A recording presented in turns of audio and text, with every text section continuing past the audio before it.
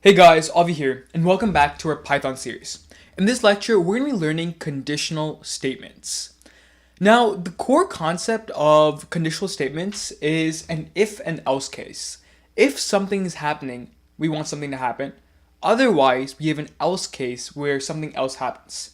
While that may seem confusing, let's go ahead and take a practical example. Let's say it's raining outside. If it's raining, I'm going to take an umbrella.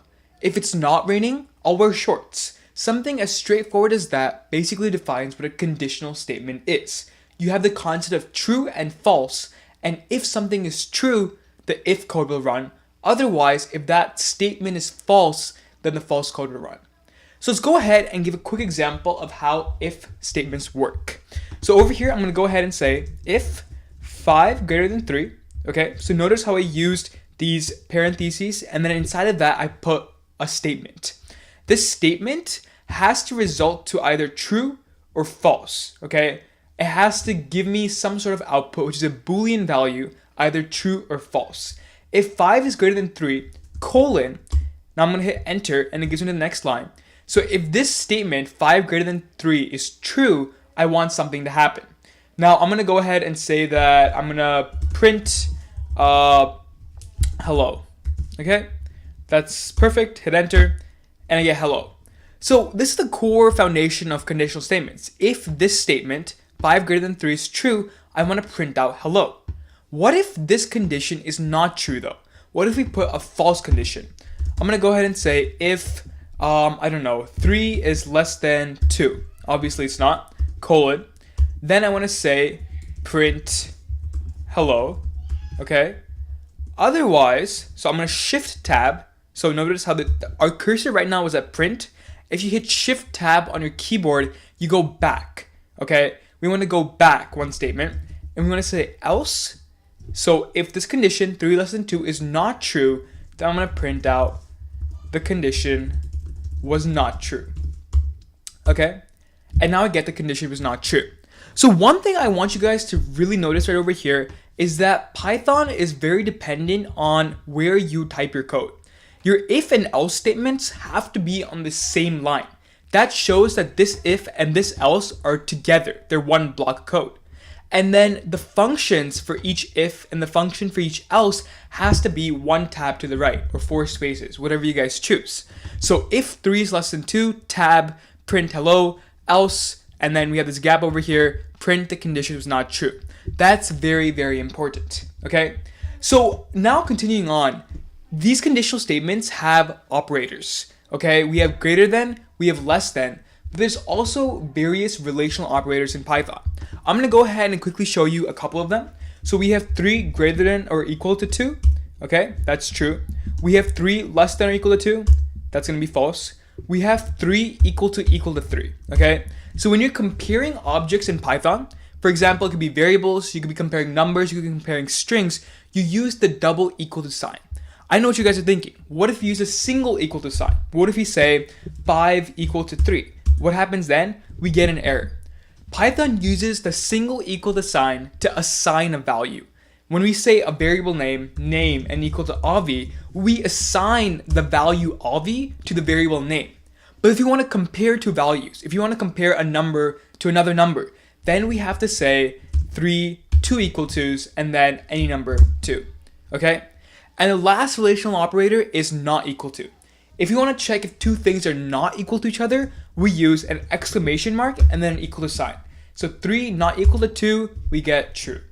So just to quickly recap on the 6 relational operators, you have greater than, you have less than, you have greater than equal to, you have less than equal to, you have equal to, which is basically compare to, and then we have not equal to. So these are your 6 relational operators. And the last thing I want to cover in this lecture is elif. Say we have a number and we have different ranges. I'm going to go ahead and create an age variable, set this equal to 16, okay? Now I'm going to go ahead and say, if my age is less than 13. If my age is less than 13, I'm going to say print out you are young, okay? Now I want to create a condition for when my age is between 13 and 18. Okay, right now, all we know is if and else. That's where elif comes in. Elif basically acts as another if statement. Elif stands for else if. So I'm going to go ahead and say elif, age greater than or equal to 13, and, okay? So this is very key. This and basically means we're combining both conditions together.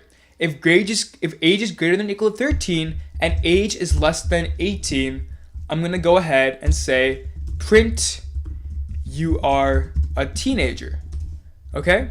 And then else, I'm going to go ahead and say print you are an adult. Okay, so quick thing to know over here, guys. Remember, just look at this placement of the if, elif, and else. They're all in one line. And then the functions, they're all in one line. Make sure yours look exactly the same. Otherwise, you will get an error. And make sure that you have your colons after your if and elif. Most people forget to do that. Hit enter, and I'm going to get you are a teenager. So in conditional statements, you also have this concept of ands and ors. Ands basically combine both conditional statements. If I say if 5 is greater than 3, and, so if 5 is greater than 3, and 2 is greater than 1, print hi, I'm going to get hi, because both of these conditions return true. However, with or, what you can do is say, if 5 is greater than 3, and 2 is less than 1, which is false, print hi, we're still going to get hi. Because if 5 is greater than 3, oh, I'm sorry, I used and.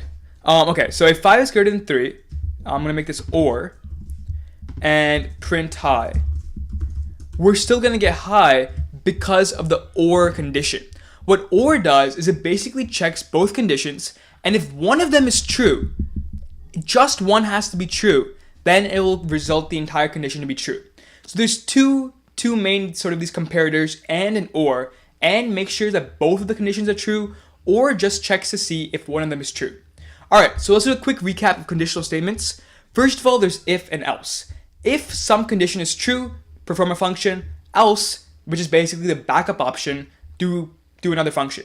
You have 6 different relational operators: greater than, less than, greater than or equal to, less than or equal to, compared to, and not equal to, okay? Those are your 6 relational operators.